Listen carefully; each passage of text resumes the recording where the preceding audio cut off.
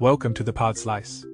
In this interview between host Ben Shapiro and Florida Governor Ron DeSantis, they discuss a range of topics related to DeSantis' personal and political journey, his governing strategy, his approach to managing the COVID-19 pandemic, media bias, and education policy in Florida. Shapiro starts by thanking DeSantis for inspiring him to move to Florida from California. DeSantis goes on to talk about his decision to run for governor and his strategy for winning the election. Despite facing a difficult primary and a strong opponent in the general election, DeSantis won by less than 1%, which he attributes to his campaign's hard work. DeSantis also discusses his governing strategy, which he says is centered around personnel selection. He believes that selecting people who are aligned with his mission is crucial to ensuring the success of his administration. He emphasizes the importance of having personnel who are dedicated to carrying out the agenda, rather than trying to ingratiate themselves with the political class. DeSantis also talks about the challenges he faced in his early days as governor, including firing people who were not aligned with his mission. The conversation then turns to DeSantis' background in the military and Congress, and his leadership during the COVID-19 pandemic. DeSantis explains how he went from serving in the military, including deployments to Gitmo and Fallujah, to running for Congress. He and his wife traveled around Florida, giving speeches and selling a book they had written on the founding fathers and the principles of the country.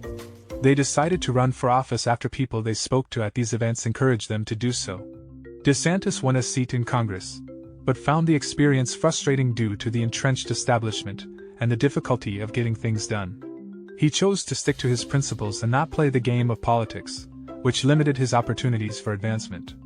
Fast forward to DeSantis' tenure as governor of Florida and the COVID-19 pandemic. DeSantis explains his decision-making process when it came to COVID-19 policies, which differed from many other states. He rejected calls to shut down businesses and schools and instead focused on protecting vulnerable populations while allowing the economy to stay open.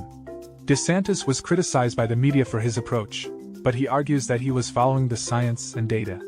He also points out that Florida's COVID-19 outcomes have been similar to those of states with stricter policies, and that Florida's economy has fared better than many other states.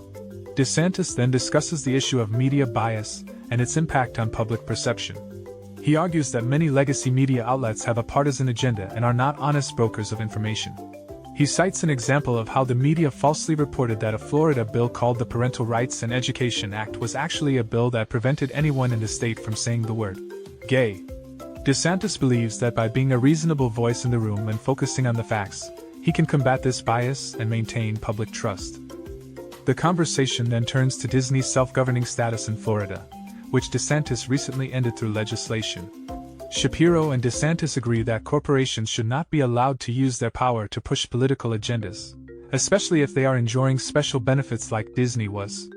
DeSantis argues that threats to freedom now come from other institutions besides the government, such as corporations, and that it is important to fight back against politicized decisions that could harm the economy.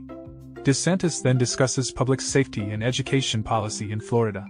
He emphasizes that the state is working to make Florida the best state in the country for law enforcement, education, and religious freedom. DeSantis talks about the state's new scholarship program, which provides financial assistance for families to send their children to religious schools, regardless of income. Additionally, DeSantis talks about the importance of having personnel who are dedicated to carrying out the agenda, rather than trying to ingratiate themselves with the political class. He believes that his personnel selection strategy is crucial to ensuring the success of his administration. DeSantis' experience at Yale and Harvard Law School also shaped his worldview and contributed to his success as governor. He mentions how he was exposed to unadulterated leftism and anti-American sentiment during his time at these institutions, which helped him develop his own philosophical views about government and politics. He also discusses his decision to join the military after law school, which was motivated by the events of 9/11. Moving on to DeSantis' leadership during the COVID-19 pandemic, he explains his decision-making process, which differed from many other states. He rejected calls to shut down businesses and schools and instead focused on protecting vulnerable populations while allowing the economy to stay open. Despite facing criticism from the media, DeSantis argued that he was following the science and data, and that Florida's COVID-19 outcomes have been similar to those of states with stricter policies. He also points out that Florida's economy has fared better than many other states, and that the lockdowns caused more problems, such as riots. The interview also touches on the issue of media bias, which DeSantis believes is worse today than it was 25 to 30 years ago. He argues that many legacy media outlets have a partisan agenda and are not honest brokers of information. To combat this bias and maintain public trust, DeSantis focuses on the facts and is a reasonable voice in the room. He believes that standing up to biased media and corporate activism is crucial for maintaining public trust and protecting freedom. Finally, the interview explores various policy issues, including public safety, education, and the well-being of Floridians. DeSantis believes that his administration's top priorities are public safety, education, and religious freedom. He is working to make Florida the best state in the country for law enforcement, education, and religious freedom. DeSantis also discusses the state's new scholarship program, which provides financial assistance for families to send their children to religious schools, regardless of income. In conclusion, DeSantis emphasizes the importance of personnel selection, staying true to one's convictions in the face of opposition, and maintaining public trust in the face of biased media and corporate activism. He also believes in maximizing freedom and standing up against federal overreach, and sees Florida as a model for other states. Check out the full podcast by clicking the link in the description below. Thank you for listening to this podcast summary episode of the Pod Slice. Make sure to like, comment, and subscribe for more content like this.